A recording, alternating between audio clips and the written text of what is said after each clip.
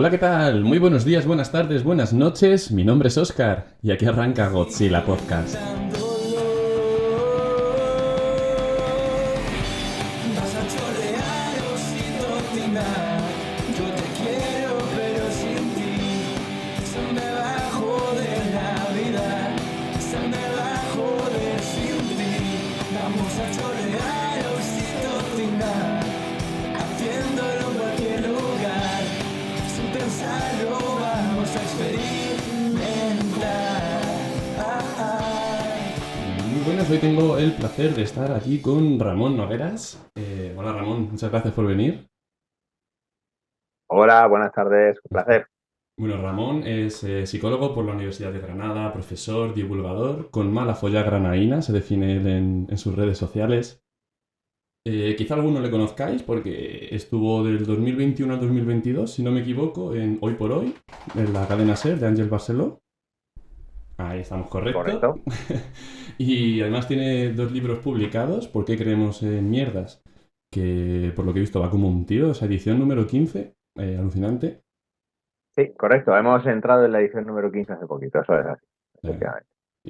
y ¿por qué compramos la burra? O sea que maravilloso, maravilloso. Además que para mí Y es... el año que viene sale el tercero. Ah, sí, a mí. Qué guay, qué guay, qué guay. Sí, el tercero va a ser un libro de análisis funcional y modificación de conducta, que se va a llamar ¿Por qué polla ha hecho eso?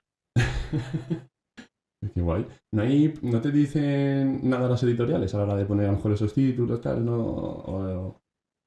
Sí, a ver, yo creo que felices del todo no les hace y seguramente cuando ya esté el manuscrito entregado, pues habrá alguna negociación, a ver si yo qué sé, se puede pues, moderar un poco y tal. Lo que pasa es que aquí en primer lugar, hay que entender que esa pregunta yo creo que es la pregunta básica de la psicología, ¿no? ¿Por qué has hecho eso? Sobre todo cuando la gente hace cosas estrambóticas o cosas incomprensibles, etcétera. Y en segundo lugar, también está el tema del homenaje a la tierra, ¿no? Porque Claro, por cosas más granadinas hay un que apoya, ¿sabes? Y claro, pues yo creo que en ese sentido el título también es un poco un homenaje, ¿no? Al sitio del que vengo. Pero es que realmente, al final, mi pregunta, lo que me llegó a motivarme a estudiar psicología fue eso, es el ver cosas que no entendía y decir, pero esto, ¿por qué polla, O sea, ¿por qué la gente hace eso? Y hasta aquí. No, total, total. O sea, más acertado imposible el título, entonces. Y bueno, para mí además este podcast es peculiarmente especial porque yo a ti te conocí viéndote, bueno, por redes sociales, pero Ujú, además de invitado en otras charlas, en otros podcasts que yo sigo, como son El Sentido de la Birra, el de Alex Fidalgo, etcétera. Y ujú. joder, sinceramente, me hace particular ilusión que es curioso que verte a través de una pantalla, de repente estoy charlando contigo, ¿no? Ahí sale un poquito mi lado fan. Pero, claro. Muchas gracias, eres muy amable, pero vamos, que no es para tanto, de verdad. Y bueno, lo dicho, siempre me gusta recalcar antes de empezar las charlas, yo soy enfermero, o sea que yo aquí únicamente hago de interlocutor, pero la información de valor, la información útil sobre salud mental y la información que de verdad tiene importancia y relevancia es la que va a dar Ramón, ¿vale? Lo que yo diga no dejan de ser opiniones y cosas ahí que no tienen valor ninguno, ¿vale? Bueno, Ramón, Qué drástico. claro, es que a ver si aquí iba a soltar alguna sandez y no quiero que, por supuesto, yo no tengo la formación ni tengo el respaldo para, ¿sabes?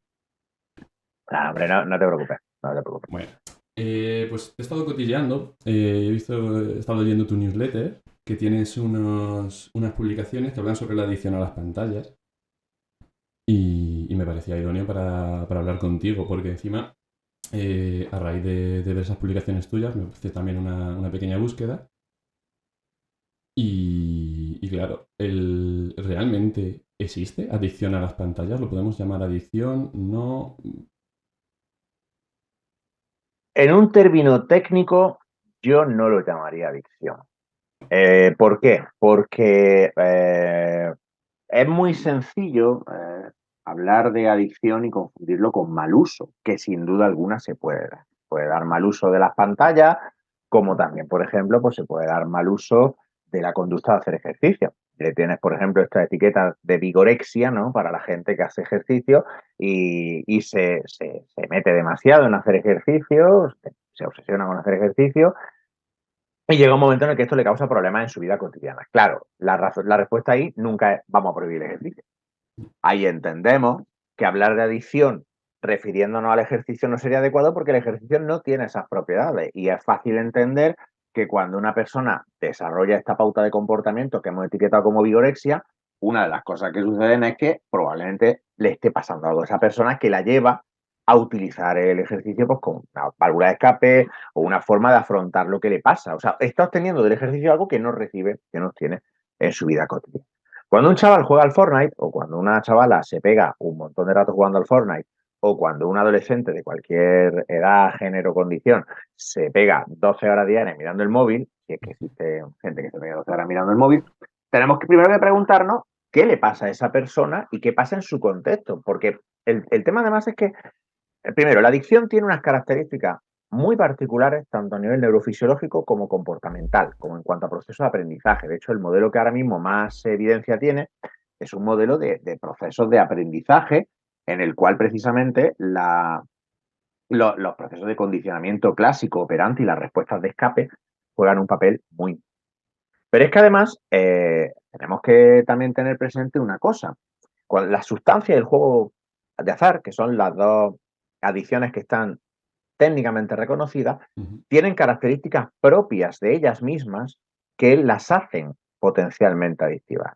En el caso de la sustancia, el efecto que tienen sobre la química cerebral y que además se ve incrementado por cuestiones contextuales. Por ejemplo, en el caso del tabaco, el tabaco es una adicción que tiene un fuerte componente de refuerzo social, porque en realidad la adicción física, el proceso de habituación y deshabituación al consumo de nicotina ocupa unas semanas. Que es una persona que deja de fumar drásticamente, su cerebro se reaclimata, su cerebro se deshabitúa, no me acuerdo si eran 2 o 4 semanas más, no era un plazo. Pero la gente sigue teniendo ganas de fumar durante mucho tiempo. ¿Por qué? Porque hay otros.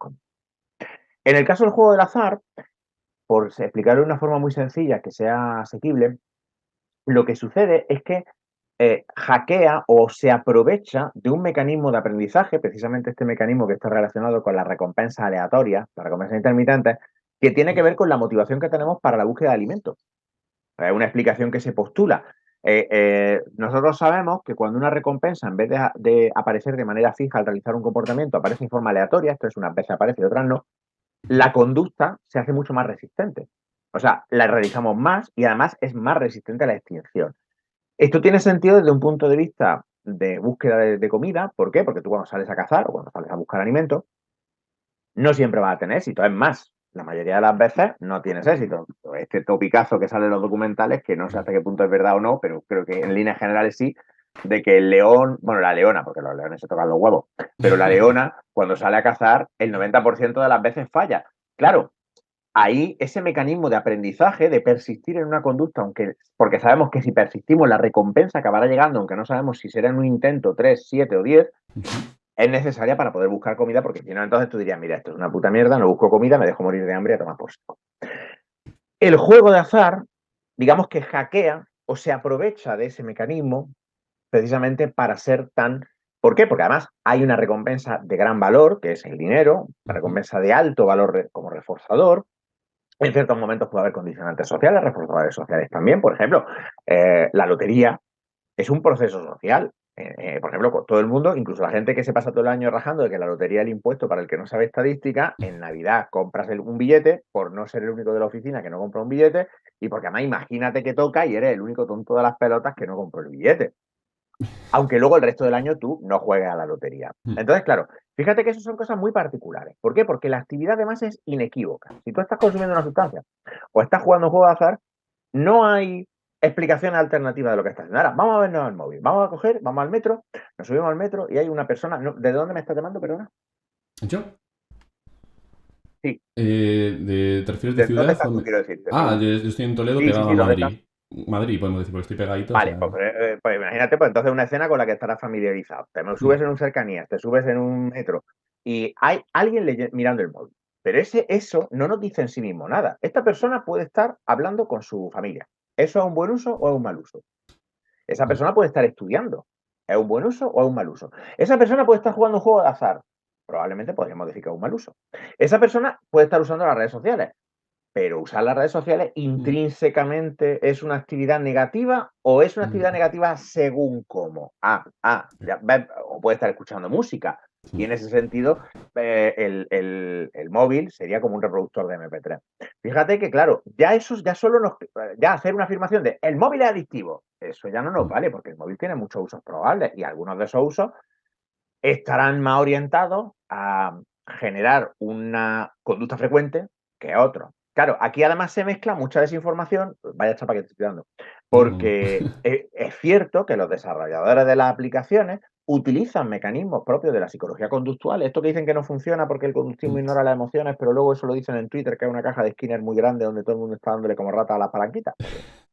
Por ejemplo, el hecho de que las notificaciones se diseñan de una forma que capture nuestra atención. El hecho Mm, de que las notificaciones funcionan con el mismo mecanismo que una tragaperra, en el sentido de que cada vez que tú recibes una notificación puede ser importante o no serlo, de forma que la conducta de consultar el teléfono se ve reforzada aleatoriamente. Pero esas cosas incrementan la posibilidad de uso o favorecen que se use más, pero no constituyen una adicción o un factor adictivo por sí solo. Ahora se está haciendo un trabajo muy interesante en valorar qué componentes pueden predisponer al desarrollo de una conducta inadecuada que podría entrar dentro del campo de la adicción o no, pero de luego no es ni mucho menos universal. Es que tú, además piensa una cosa, yo no soy experto en temas de sustancias ni mucho menos, así que ujú. esto que voy a decir que se tome con cautela. Pero lo que yo he leído últimamente es que menos del 20% de los consumidores de cocaína, por ejemplo, por mencionar una sustancia relativamente común, Ujú. desarrollarán un problema de adicción. O sea, más del 80% de las personas. Con esto no estoy diciendo que está bien, no toméis droga. O sea, no vaya a ser que luego salga alguien y diga, que ha dicho un psicólogo que te metes cocaína y no pasa nada. No tomas droga. Yo no tomo droga, no toméis droga. Bueno, sí, el alcohol y el café son drogas, yo tomo drogas, pero bueno, no metérsela por la nariz. Pero la clave es que ni siquiera las sustancias que tienen un valor adictivo reconocido son universalmente adictivas. Entonces ya esta histeria de que es que los móviles a los adolescentes automáticamente los enganchan y no sé qué, esto es un pánico moral como con los juegos de rol, la música heavy o yo qué sé, o los videojuegos, que es otra cosa con la Sí. que cíclicamente se da por culo con que juventud perdida vamos a morir todos.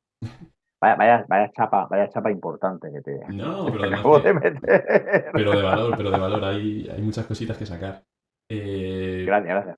Claro, por ejemplo, ahora estamos en un punto en el que, bueno, si el chaval ha tenido cualquier problema de salud mental, qué malas son las redes sociales, qué Ujú. malo todo, el móvil fatal. Pero sin embargo, si ese mismo chaval, en vez de haber tenido un problema de salud mental, hubiera desencadenado por el mismo uso, a lo mejor ser de estos influencers de ahora que ganan auténticas barbaridades de dinero, a nivel social, la gente seguro que te da otra, no tenían tan endemonizadas las redes sociales.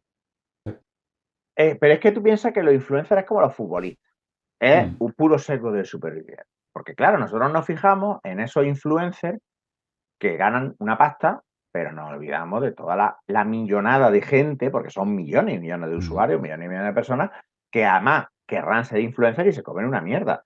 ¿Por qué? Pues porque es una cosa muy, muy aleatoria, que no digo con esto que estas personas no tengan algún talento y que ujú, lo tengan como comunicadores o como entretenimiento o como divulgadores, porque algunos influencers son divulgadores, por supuesto que lo tienen, pero que hay mucho de azar en esto.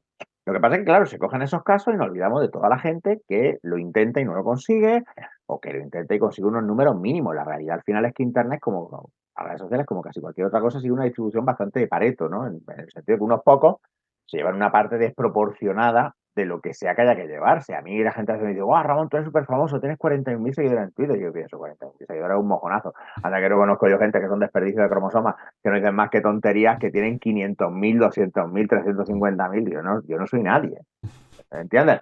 Pero es muy mm, fácil fliparse con esos números. Y luego mm, tenemos casos como el de esta influencer que tenía 2 millones y pico de seguidores, que lanzó una línea de ropa propia y no consiguió vender las 32 camisetas mínimas que le pedían para iniciar la producción. O sea, el fabricante le decía, yo empiezo a producir las camisetas cuando tengas 32 pedidos o más. Y la chica con joder. 2 millones de seguidores dijo, hombre, vamos, con la gorra. Y no llegó a las 32 putas camisetas. Y luego la chica estaba llorando porque, claro, se había gastado una pasta en hacer un public reportaje de sus camisetas y sus cosas y no había vendido ni 30 camisetas con 2 millones de seguidores. Y ahí la chica se estrelló con la realidad de que todo esto es ilusorio, que seguir a alguien en redes no quiere decir nada más que le sigues en redes y le puedes seguir porque lo adoras me puede seguir porque lo odia. Yo tengo gente en Twitter que me sigue para enfadarse con lo que yo pongo. Ni más ni Doy menos, fe, ¿eh? doy fe. Y cada vez que yo pongo una cosa, están ahí, no sé qué, y entra ahí y ves, fulano te sigue, y dices tú, pero ¿para qué me sigues? Si me odias, si odias lo que tengo que hacer. Hay gente que te sigue para reírse de ti. Yo creo que la mitad de los seguidores de Juan Ramón Rayo son gente que está ahí para reírse de sus ideas liberales. En fin, y desde luego no significa que haya ningún compromiso luego con que ellos vayan a comprar ninguna de las mierdas que tú vendas. Esa es No, otra. claro. Es que justo hoy además me he topado Pero con... no, el tema de la adicción, el, el tema de la adicción está súper, creo que súper sobrevalorado. Y si los chavales hacen un uso muy fuerte del teléfono, pues habrá que ver por qué y si podemos fomentar otras conductas alternativas. Porque, a ver, eso, que el teléfono no sea adictivo no quita, por ejemplo, que sea perfectamente sensato decir, pues yo creo que pegarse 8 horas al día mirando Instagram no es el mejor uso de tu tiempo. Sí, pues eso es una frase con la que yo puedo estar completamente de acuerdo. La mayor parte del tiempo que yo he invertido en discutir con Mermado en Twitter es tiempo perdido y tirado a la basura completamente. O sea, yo no defiendo para nada estas cosas, pero no podemos llamarlo adictivo si no es una cosa eh, técnicamente válida, dijera. Además es que he visto, o sea, porque te digo, antes me he topado con he abierto Twitter y me ha salido un tuit tuyo, algo, no me acuerdo qué era, algo sobre el tema de la amnistía, no sé, algo en esa relación creo que puede ser. Me he metido a las respuestas, es que la gente, o sea, es lo que tú dices, están esperando a que pongas para... Y enseguida. O sea, es como que basta que les toques un poquito la mecha y la gente por redes encima enseguida salta, es una cosa. Eso es una cosa de la que quiero hablar en el próximo número de la newsletter, que lo tengo ya casi perfilado Ujú. para el lunes, que es precisamente hablar de los procesos sociales, porque he estado hablando de cómo, pues, aunque las redes sociales no están, el uso del móvil y las redes sociales no parece, a la luz de la evidencia que tenemos, que tenga efectos particularmente ni positivos ni negativos en la salud mental. O sea, las redes, Ujú. además, de hecho, es que no está existiendo esta epidemia, este incremento en los problemas de salud mental que se está diciendo, al contrario. Tampoco hay una epidemia de suicidio, por más que el colegio psicólogo diga estas cosas. Lo que hay es, eso sí, más información, más conciencia y más diagnóstico. Pero es poco probable que los números se hayan movido. Pasa un poco como con la violencia de género. La violencia de género lleva muchos años estancada, la diferencia está en cara, se denuncia mucho más que antes, porque la gente dice que esto es además, como dicen que es culpa del feminismo, se olvidan que es que hasta el caso de Ana Orantes, allá por los Ujú. 90, pues esto era una cosa que si ibas a la policía te podía decir perfectamente es que yo en las cosas de dentro de una casa no me meto. Y ahora, en cambio, pues otro. Claro. Entonces, yo creo que es interesante también analizar cómo el contexto particular de las redes sociales modifica nuestra conducta social, porque claro, la gente dice, es que lo que pasa en las redes sociales no es verdad. Yo conozco gente que ha perdido su empleo por movida de redes sociales y se ha quedado sin un duro, y eso es muy real. Yo conozco gente a la que han acosado hasta el punto del suicidio, y eso es muy real. Lo que es interesante es valorar qué pasa, qué tiene de diferente, aparte de lo básico, ¿no? De que tú en las redes sociales dices cosas que si las dijeras en la calle te partirían la cara, ¿no? Sí. Ya, lo que pasa es que eso también tiene una contra, ¿no? Que bueno, pero es que yo a lo mejor en la calle no estaría hablando contigo, porque pues, las redes sociales también son un sitio donde tú te acercas a peña random que no sabes ni quién son a decirle que es Claro. gilipollas. Tú en la calle no vas hablando normalmente, no vas hablando con desconocidos para darle tu opinión de mierda. Entonces yo creo que ahí se junta un poco varias cosas. En primer lugar, un fenómeno muy interesante que evidentemente es cuando se da el anonimato, pero eso no siempre ocurre. Hay gente que son unos pedazos de trolls en un perfil que tiene su nombre, su cara y su apellido. Mm. Eso para empezar. Pero el anonimato indudablemente ayuda. Si Claro. tú sabes que el otro no sabe quién eres, pues es posible que te sientas más libre de comportarte de cierta forma que a lo mejor no te comportarías si supieran quién eres, ¿no? El otro día salió un vídeo de una chica en una de las manifestaciones de Ferraz Ujú. pidiéndole luego al periodista que no lo publicase porque en el trabajo le iban a decir algo. Y dices tú, bueno, es que a lo mejor entonces no tendrías que haberte grabado Claro. en un medio de prensa diciendo, pero también hay fenómenos más interesantes. Por ejemplo, está el tema de lo que se llama el error fundamental de atribución o el sesgo de actor observador, que es que cuando nosotros explicamos la conducta de los demás, una de las cosas que ocurren es que nosotros tendemos a atribuir explicaciones diferentes a la conducta cuando es la de los demás eh, que cuando es la nuestra. Por ejemplo, esto lo cuento mucho porque es un ejemplo que uso recurrentemente en clase, pero creo que es muy, muy ilustrativo. Yo doy clase en universidad. Yo Ujú. cojo Además, chavales de cuarto grado, o sea, que allí hay muchos que ya conducen, entonces es un ejemplo, ¿no? Os pregunto cuánta gente conduce. Entonces, pues, normalmente una buena parte de la clase conduce. Y les pregunto, con toda honestidad, no estoy grabando, ¿cuántos de vosotros habéis saltado alguna vez un semáforo en rojo? O un CEDA, o alguna infracción similar. Nada grave, una cosa es. Y todos levantan la mano. Y entonces les pregunto, vale, intenta recordar la última vez que hiciste. ¿Por qué lo hiciste? Entonces, pues las razones son siempre pues, muy variadas. Pues, iba con prisa, eran las 3 de la mañana y no había nadie, no lo vi. Son siempre circunstanciales, contextuales. O sea, yo sigo las normas, pero en esta circunstancia concreta, pues, estaba justificado. Ahora les pido que me hagan el siguiente ejercicio. Para imagínate que vas conduciendo y delante de ti un tío se salta el CEDA, se salta el semáforo, te corta y se mete para pasar el semáforo. ¿Tú qué es lo primero que piensas? Y todo el mundo igual, qué hijo de puta. Nosotros en Internet caemos mucho presa de ese error fundamental de atribución, de ese sesgo actor-observador, porque nosotros, cuando nosotros actuamos, nosotros tenemos una comprensión mucho mayor del porqué de nuestra conducta, o creemos que la tenemos. Pero cuando nosotros explicamos la conducta del otro, tendemos a usar solo variables internas. Pensamos siempre que esto lo dice porque él es así, es de esta manera. Y entonces es mucho más fácil extremizar el comportamiento cuando el otro, pues, es una persona que tiene esas cualidades. No pensamos, bueno, es que a lo mejor él, igual que yo, está en un contexto en el que se recompensa la bronca, está haciendo algo porque en el fondo sabe que le va a dar más likes.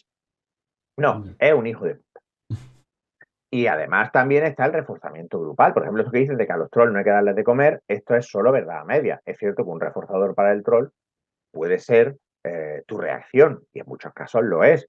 Pero no es menos cierto también que tú, aunque no le des bola, el troll puede verse reforzado por gente que piensa como él. Y ese reforzamiento social es muy importante, muy importante. El reforzamiento social es una de las fuentes de reforzamiento más poderosas que existen. Entonces nuestra conducta se ve muy modificada, la conducta social en redes, porque es un contexto muy particular al que nunca nos hemos enfrentado. Nosotros siempre nuestras interacciones sociales han sido o cara a cara, donde además tenemos una información que nos resulta muy valiosa a la hora de matizar y entender al otro. Tú y yo podemos tener una discusión en política cara a cara, viniendo de sitios separados, y probablemente será una discusión mucho menos agresiva, no solo por cuestiones de educación de a ver si es que este me va a partir la cara, sino simplemente porque al ver al otro delante es más fácil empatizar con él, es más fácil tratar de contemporizar con su punto de vista, es más fácil tratar de verle como un ser humano. Nosotros lo que vemos en la radio es una caricatura. De hecho, muchas veces ni siquiera hay una foto real, hay un dibujo, no hay un nombre real, hay un apelativo, hay un nick. Que ojo, que yo no digo que la solución sea que todo el mundo use su nombre verdadero y su dato verdadero, al contrario, yo cada vez estoy más a favor de que Internet sea un sitio, siga siendo anónimo en muchas cosas. Pero sí es cierto que en ese contexto es mucho más fácil que se den conductas antisociales. Y en ese sentido, las redes no causan acoso, pero pueden ser un instrumento de acoso. Pero ya se acosaba antes de tener redes. No sé si me explico. Sí, sí, sí, sí, sí. Un poco al hilo de esto que has comentado, pues hice una pequeña búsqueda para ver si tenían relación las redes sociales con el desarrollo de enfermedades de salud mental, tales como TCAs, baja autoestima, depresión, bullying, etc. Y había un estudio que me llamó la atención y te lo quería comentar, que es de 2017, que pone que incluye a más de 500.000 de estudiantes de octavo y doceavo curso, doceavo grado, perdón, lo que sería 13-14 años hasta los 17-18.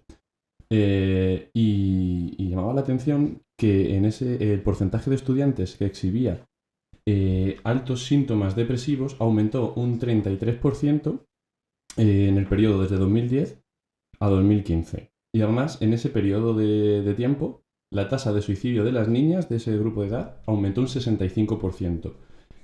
Buscaron qué causa se le atribuía y no justificaron tanto en sí el uso de smartphones, sino que se establecía que desde que la aparición de las redes sociales, esto, a ver, quiero explicarlo un poco porque no era tanto culpa de las redes sociales en sí que aumentasen esas cosas, sino de que a raíz de la existencia de las redes sociales se ha perdido gran parte de la interacción personal y se ha sustituido por la interacción detrás de una pantalla.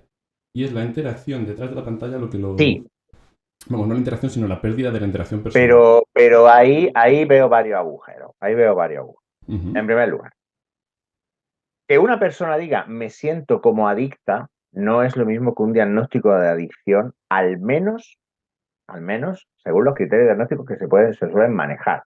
Yo no soy muy fan de esos criterios, pero si va a acabar que y si coche, coche. O sea, si los vamos a usar, lo usamos y si no, no lo usamos. Lo que no vale es exigir que se usen los criterios diagnósticos para algunas cosas, pero cuando luego me tengo que inventar una epidemia de salud mental, entonces ya vale cualquier cosa.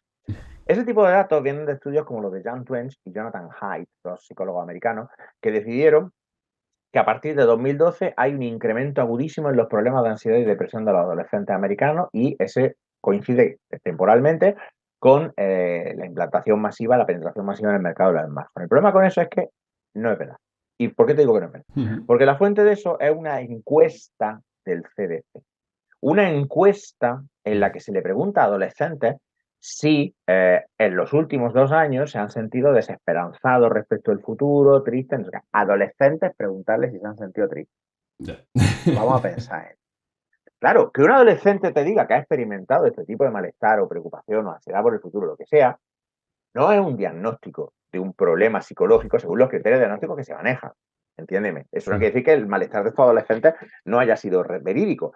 Aparte del hecho de que, dando un paso atrás, en las encuestas y los autoinformes tienen ya de por sí unas limitaciones muy grandes porque la gente miente. De hecho, yo cuando vi el bochorno este documental de Generación Porno, que es la peor pieza de basura sensacionalista que he visto en muchísimo tiempo, o sea, es la diarrea del periodismo, una de las cosas que yo me imaginaba perfectamente a los adolescentes partiéndose el culo en el bar del instituto, riéndose de cómo le han vacilado a los periodistas, porque es que hay cosas que es que físicamente son imposibles. O sea, habían chicas diciendo que habían hecho un número de felaciones, por ejemplo, de mamadas que requerirían que hubieran estado a 4 mamadas diarias desde que tenían 5 años. O sea, cosas de estas de decir, es que no os des cuenta que estos números no pueden ser.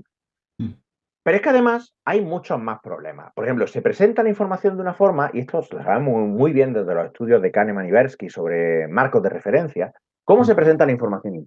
La información no es neutra. Por ejemplo, cuando se dice que hay 11 suicidios al día en España y que eso es una epidemia, se está diciendo la verdad. El dato es correcto, pero se está mintiendo. ¿Por qué? Porque 11 suicidios al día en España es mucho o es poco. ¿Es más que antes o es menos que antes? No lo sabemos. O mejor dicho, cuando lo miramos y sabemos, los datos de las estadísticas de suicidio, particularmente la tasa por cada 100.000 habitantes, tiene una tendencia ligeramente descendente. Esto es una muy buena noticia, no hay epidemia de suicidio. También es una mala noticia, todo lo que hemos estado haciendo en prevención del suicidio no ha valido para nada. La gente se sigue suicidando más o menos igual. De hecho, los datos de los adolescentes y de los jóvenes en los 80 y los 90 eran peores. Claro, ¿qué pasa? Que ahora hay mucha más conciencia, mucha más información. Y ahí se activa un fenómeno que es el heurístico de disponibilidad, que hace que, como se habla más de esto, sobreestimemos su frecuencia, sobreestimemos su probabilidad. Sobre el tema de las TCAs, etcétera, vamos a recordar que las chiquitas que están expuestas, y los chiquitos, porque esto ya no es una cosa de chicas, que están expuestos a materiales como pueden ser Cuerpo Imposible, etcétera, esto no es de ahora. La única diferencia está en que ahora, en vez de verlo en la tele o en la prensa de papel, lo ven en Instagram. Pero yo soy un señor desde el año 1976, yo entré en la adolescencia en el año 90 y que me pasé toda esa década, desde que cumplí 14 años hasta que salí de la universidad, donde el canon de belleza era Kate Moss y a eso lo llamaban heroin, no de heroína de como Wonder Woman, la llamaban heroin de droga chic, heroin chic. ¿Por qué? Porque lo chic era que pareciese que venías del poblado de las Barranquillas de meterte 4 picos. Y no hay un aumento de la tasa, de la prevalencia. Casi todos los trastornos psicológicos, casi todos los problemas psicológicos mantienen la misma prevalencia, Óscar, desde los años 90 que yo estudiaba. Sigue habiendo aproximadamente entre un 4 y un 7% de depresión, un 4 y un 7% de ansiedad, etcétera. Además, tanto a nivel global como en España. Con lo cual, no cabe hablar de epidemia de salud mental porque una epidemia implicaría un aumento significativo de los casos. Claro, a lo mejor, además, otra cosa que pasa con estos datos, como los números son muy pequeños, porque en realidad son raros, afortunadamente, claro, cualquier fluctuación porcentualmente es muy grande. Es que si yo tengo 3 suicidios al año en un país y un año se suicidan 4, los suicidios han subido un 33%. Eso es un montón. Pero en realidad hemos pasado de 3 a 4 sobre una población de X. No, a lo mejor es simplemente una fluctuación aleatoria. Simplemente que ese año ha coincidido que se han dado más. Que por supuesto, nada de esto pretende minimizar la importancia de ningún problema, nada de esto pretende minimizar que cada suicidio es una tragedia y que a cada persona que esté considerando el suicidio se la tiene que detectar si es posible y apoyarla todo lo que se pueda. Nada de esto, o sea, un solo suicidio es mucho. Mm. Pero el catastrofismo no nos ayuda.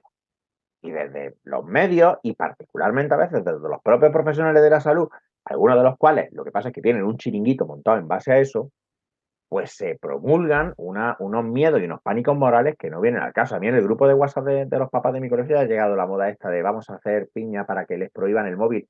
No le compres el móvil al niño, cojones. Si el móvil tiene, el crío Claro. tiene un móvil, ¿quién coño se lo ha comprado? Ha venido Pedro Sánchez en persona a ponerle un móvil en la mano. Toma, niño, tu smartphone, paga por la hacienda pública. No, cojones. No le compres el puto móvil. Es que es para resistir la presión social, porque claro, si todos los niños tienen uno, insisto, si todos los niños tienen uno, será porque todos los padres han comprado un móvil. Mm. Pues no se lo compres. O Sí. cómprale un móvil no smartphone y que aprenda. O mójate tú y controla tú el acceso a internet de tu hijo. Mi hija accede a internet en mi casa, en ordenadores que están a nuestra disposición y controlamos tanto las horas de acceso como el contenido. De vez en cuando revisa la historia de navegación, miras qué páginas han visitado, miras qué vídeos de YouTube han mirado. Por eso mi algoritmo de YouTube está desquiciado porque no sabe quién soy, ni qué quiero de la vida. Pero claro, es que eso es un trabajo. Eso es un trabajo. Mm. Y entonces, y además habla con tus hijas y explícales que existe una cosa que se llama porno y que no es adecuado para que ellas lo vean. No, no les pones porno, pero les explicas que existe y les explicas que, aunque no es frecuente, puede haber personas que traten de engañarlas o de aprovecharse de ellas en internet y por tanto no deben hablar con desconocidos sin comentarlo con papá y mamá, no deben nunca acceder a enviar fotos a personas que no conozcan y no sean de mucha confianza, no deben nunca comprar nada, etc, etc, etc, etc. Pero claro, todo esto es trabajo de educar, es Ya. el trabajo paternal, no podemos pretender externalizar esto y la tecnología está ahí y no se va a ir. Y es más, los adolescentes, si están haciendo su vida social en las redes sociales y usando el smartphone, entonces no podemos quitarles eso porque para un adolescente su vida social es crucial. Totalmente. No sé si me explico. Sí, sí, sí, sí, sí, sí. O sea, lo entiendo, entiendo que a lo mejor es menos gustoso que alguien que venga aquí a explicarte que empiezas hablando por WhatsApp y acabas chutándote fentanilo en un ojo, que el fentanilo también va a ser otro pánico moral bueno. Pero es que me supuro mucho. Me supuro mucho. Te voy a leer una frase que vi en tu newsletter que me llamó la atención porque me parece como algo que es una frase tan cortita pero que tiene tanta contundencia que me parece interesante comentarla. Ujú. Empezabas una de las publicaciones con una cosa es lo que nos parece que debería ser obvio que sucede y otra cosa es lo que realmente sucede. Claro. Es que en la explicación de la conducta ocurre una cosa, que es que como todos tenemos conductas, todos nos comportamos, Ujú. todos creemos que somos muy buenos explicando nuestra conducta y por ende lo de los demás, ¿no? La típica tontería que te dice la gente de yo tengo mucha psicología. No, José Luis. No. ¿Por qué? Porque a ver, evidentemente a veces por supuesto aceptamos y a veces por supuesto cuando explicamos nuestra conducta decimos yo he hecho esto por esto, pues estamos en lo correcto. Pero muchas veces estamos lastrados por pues, ideas preconcebidas, mitos, tradiciones culturales sobre el comportamiento humano. Por ejemplo, pues la idea esta de que existe un libre albedrío, que eso es cosa que no tiene sustento empírico. De hecho, cuando empiezas a estudiar conductismo, una de las cosas en las que te das cuenta es que pues, eso, el libre albedrío es prácticamente imposible porque nuestra conducta pues, está dictada por nuestros aprendizajes previos, son respuestas al entorno. La gente, ojo, determinismo no es fatalismo. ¿Por qué? Porque nosotros podemos poner nuestra conducta bajo control de otras reglas, de otros estímulos, pero tienes que saber lo que estás haciendo, ¿vale? Claro, la gente además, como hemos visto antes, hace atribuciones diferentes cuando explica su conducta y cuando explica la de los demás.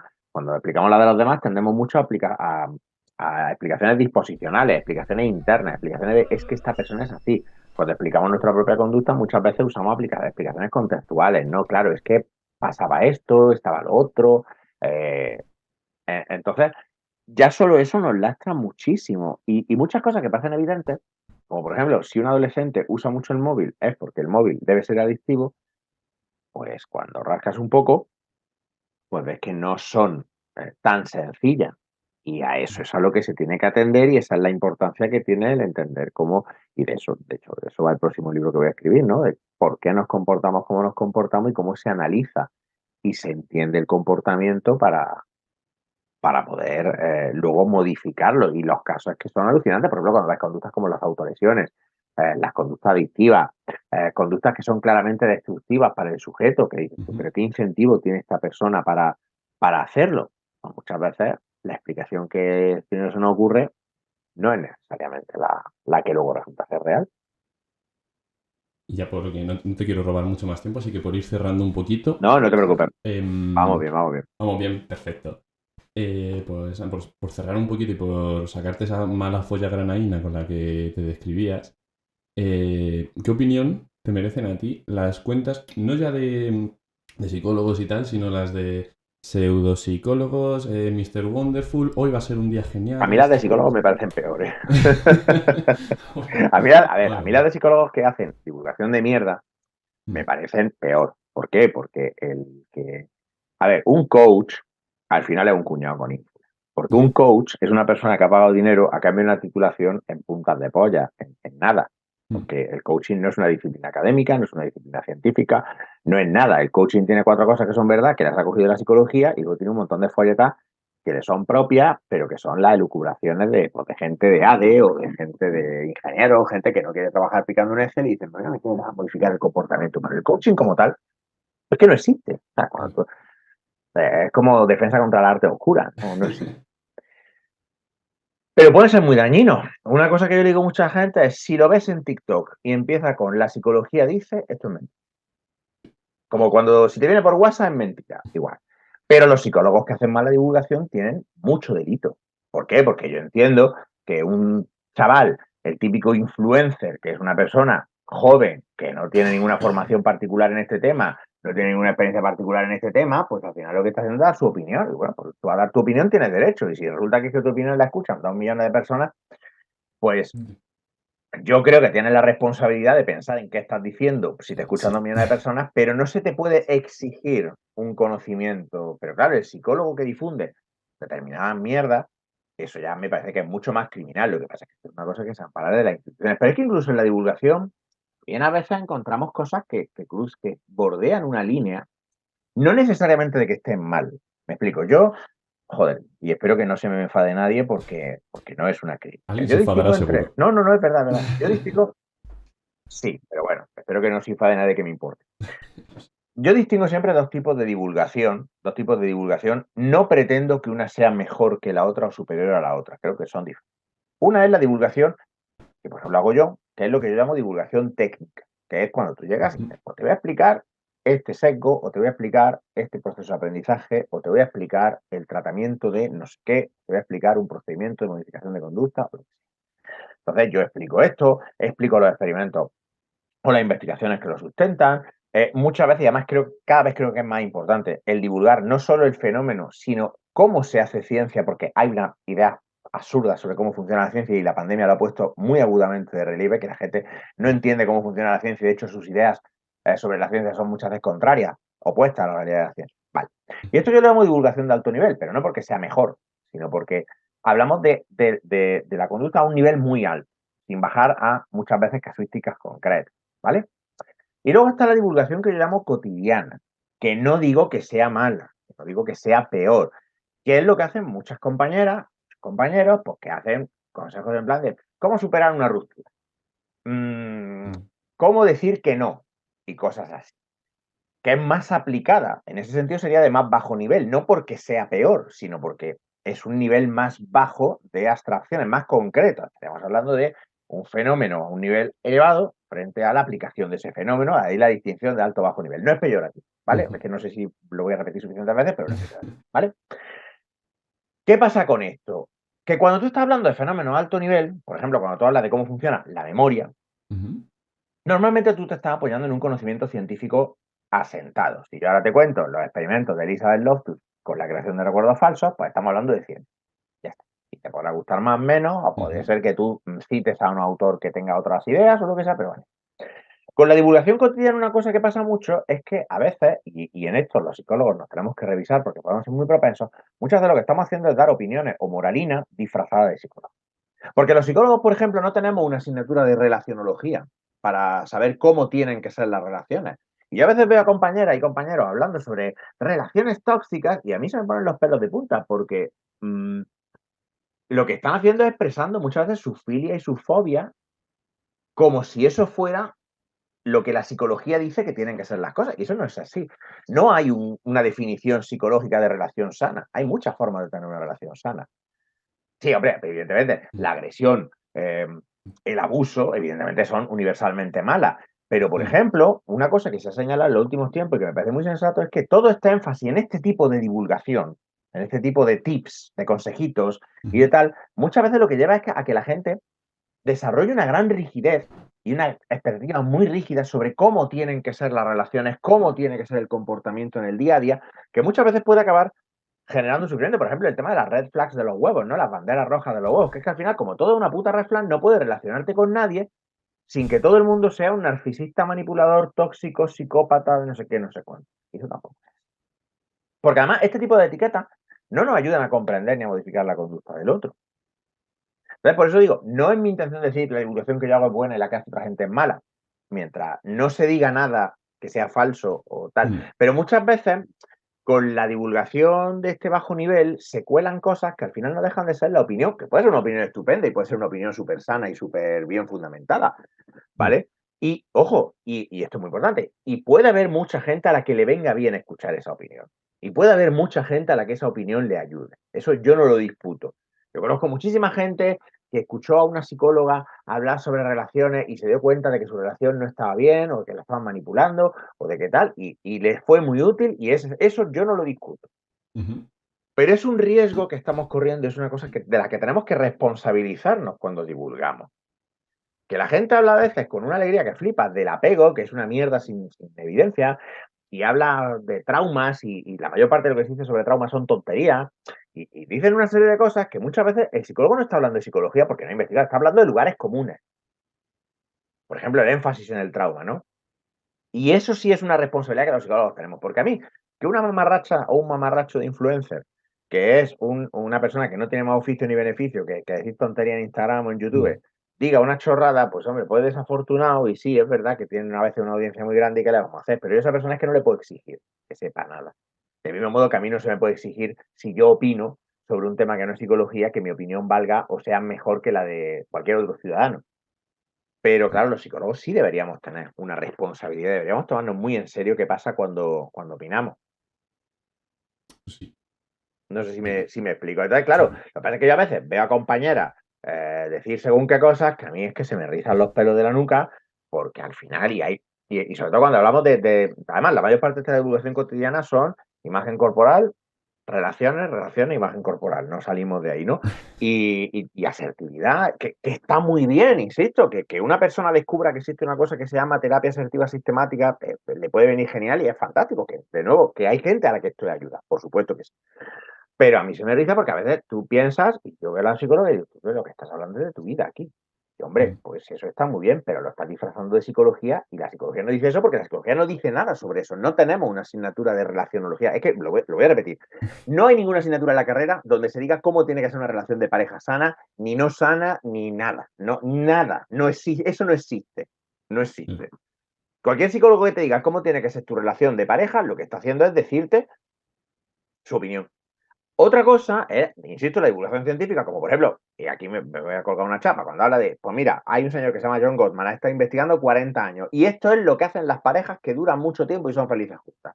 Pero ahí tú lo que estás hablando es de datos, estás ahí hablando de datos, de investigaciones, etcétera, etcétera, y no estás universalizando el caso concreto, estás cogiendo algún general y bajándolo a lo particular, estás diciendo, mira, parece que la gente que tiene buena relación de pareja hace estas cosas. Pero, de nuevo, es una generalización estadística. Hay gente que tiene relaciones muy buenas y no hace esas cosas o hace otras cosas diferentes. Es complicado. Entonces, es un tema pantanoso que además lleva un tiempo preocupándome precisamente por eso, porque no toda la divulgación es buena y no toda la divulgación que pretende ser buena es científica. Y si no es ciencia, no es psicología. No sé si me estoy explicando. Para mí, desde luego, yo tengo muy claro que no, porque, a ver, la psicología es una ciencia, es la ciencia del comportamiento. Ujú, La ciencia del comportamiento, porque el comportamiento humano, y además no es una. Yo rechazo frontalmente eso de la ciencia social. Eso me parece una gilipollez. La conducta ujú, humana es un fenómeno natural. Y fíjate que no tenemos ningún problema cuando un etólogo, que además creo que sería el nombre adecuado para lo que nosotros hacemos, un etólogo o un científico del comportamiento animal, llega y se siente y dice, mire, yo he observado el comportamiento de el pavo real, ¿vale? Y entonces, pues yo le puedo a usted explicar que el pavo real, cuando se quiere reproducir, hace estas cosas y las hace para esto y de esta manera y tal. Y nadie discute que es una ciencia. Pero con los humanos tenemos este seco de que los humanos somos mágicos y especiales, y entonces nuestra conducta es como mística, inexplicable, no sé qué. La conducta de los animales la podemos explicar científicamente, no pasa absolutamente nada, pero no, no, los humanos no somos ratas. Luego tú ves a la gente haciendo exactamente lo mismo que una puta rata en una jaula de esquina y dices tú, me cago en la puta. La psicología es una ciencia natural, porque la conducta humana es un fenómeno natural, que se explica con leyes naturales, porque somos organismos naturales. No tenemos un alma mágica y mística, porque entonces si la conducta humana no tuviera regularidades, no tuviera estas regularidades, si no hubiera un determinismo, claro, es que además la gente confunde determinismo con fatalismo, esto ya es un tema más filosófico, ¿no? Determinismo simplemente quiere decir que a una causa le sigue un efecto. Y por tanto, si a una causa le sigue un efecto, yo puedo predecir que a esta causa, si se da, le seguirá un efecto y por tanto yo puedo hacer estas predicciones con respecto a la conducta. Claro, que la psicología sea una ciencia natural no quiere decir que sea una ciencia exacta, como ciertas partes de la física, que no todas. La mm. psicología y el análisis de la conducta es probabilístico. En este contexto, lo más probable puede ser que este organismo se comporte de esta manera, pero podría ser que no lo hiciera porque a lo mejor hubiese una variable en el contexto o en la historia de aprendizaje del organismo que no conociéramos. Por ejemplo, ¿qué te digo yo? Pues para una persona, los pimientos del padrón pueden ser, por ejemplo, en mi caso, no un reforzador, para la mayoría de la población sí, una persona puede decir, pues le voy a dar a Ramón pimiento del padrón a cambio de que haga esto para reforzar su conducta. Para mí no me está reforzando la conducta, pero a lo mejor porque tú no sabes que por mi historia de aprendizaje a mí los pimientos no me gustan. Pero eso no invalida que la comida sea un reforzador en general. ¿Ves por dónde voy, no? Sí, sí, sí, Entonces, sí, claro, sí. si no es ciencia, no es psicología, será otra cosa. Será sentido común, será cuñadez, será lo que tú quieras, pero la psicología es una ciencia. El comportamiento se puede estudiar científicamente, con más, con menos dificultades, porque además a mí eso de que es que la conducta humana es muy complicada, a mí eso no me vale. Oye, que tenemos físicos de partículas estudiando cosas que ni siquiera se pueden observar, que es que suponemos que existen, deduciendo su existencia de efectos que se dan, como cuando los astrónomos descubren que debe haber un planeta porque hay una alteración gravitacional allí y allí tiene que haber algo. Entonces llegan y luego al tiempo resulta que cojones, que hay un planeta ahí. No sé si me estoy explicando, es que me parece un Sí. flipe. ¿Eso no es complicado? ¿Me va a decir de Mm. verdad que explicar la conducta por la cual te pegas esperando la pava 8 horas en Instagram es más complicado que eso? Mira, vete a cagar, por favor. No, no, me niego. Me niego. La psicología es una ciencia natural. Y si no es una ciencia, no es psicología, es otra cosa. Es otra cosa. Y no es una ciencia social. Yo Ujú. rechazo que existan las ciencias sociales, como si es que estudiar las cosas humanas, ¿no? La sociedad humana, la economía, que la economía es una forma de comportamiento, fuera una cosa mística, que tuvieras que ser un astrólogo y el resto de las cosas no, el resto de las cosas son naturales. No, señor. La biología no es una ciencia exacta y no deja de ser una ciencia. Partes de la física son probabilísticas, no pueden ser exactas y no por eso deja de ser una ciencia. Lo mismo pasa con la química. Hostia, espérate un segundín. Ya Sí. está. Entonces, eso lo tenemos que tener muy presente. Entonces, cuando divulgamos, si yo divulgo y explico un fenómeno y explico la investigación detrás de ese fenómeno, yo estoy haciendo una divulgación que sin duda alguna voy a saber que es sólida. Pero muchas veces cuando yo estoy em, escuchando según qué cosas que dicen compañeros y compañeras, pues lo que veo es gente muchas veces hablando de cosas que en realidad no están, no son objeto, no han sido objeto de estudio. Que se puede estudiar cuáles son los patrones de comportamiento de las personas que etiquetamos como narcisistas. Sí, claro, se puede, pero muchas veces no se están citando esas investigaciones, se están citando lugares comunes, se están citando pues opiniones y a veces experiencias del psicólogo o psicóloga disfrazadas de ciencia. Y eso es lo que a mí no me gusta. No me gusta que la gente es como cuando habla un psiquiatra. Un psiquiatra hablando de comportamiento humano es como un fontanero. O sea, un psiquiatra no estudia nada del comportamiento humano. Su opinión tiene la misma validez que la de un estomatólogo. Pero tiene ese aura de respetabilidad porque es médico. Y entonces la gente le hace caso como si es que supieran más del comportamiento humano que cualquier otro. No tienen ni puta idea. ¿Entiendes? Entonces, a mí me Mm. preocupa que un psicólogo use ese aura de experto en conducta humana para colar opiniones sobre cómo tiene que ser una relación de pareja, cómo tiene que ser tu relación de amistad o de familia, o cómo se maneja la inseguridad en ti mismo, que no vengan, por ejemplo, de un análisis funcional. Decir, bueno, pues vamos a hacer el análisis funcional de una persona insegura y vamos a ver en este caso concreto cómo podríamos intervenir para mejorar esta conducta que llamamos ser seguro de sí mismo. Chapa que te he pegado, la verdad. Nada, no te preocupes. Ramón, no te quiero robar mucho más tiempo. Ha sido de verdad Perfecto. un placer tenerte por aquí. Bueno, igualmente. Te has invitado la próxima vez que quieras venir a lo que sea. Siéntete libre. Y nada, que voy a cortar si te parece la grabación y me despido de ti en Sí. condiciones, ¿vale? Y Vale, para la gente perfecto. que lo habéis visto, pues un saludo y muchísimas gracias. Nos vemos, no sé, dentro de Igualmente cuánto. os digo, De un mes, no sé, cuando queráis. lo que sea tardaré yo, igual que me doy en subir otro episodio. Hasta luego.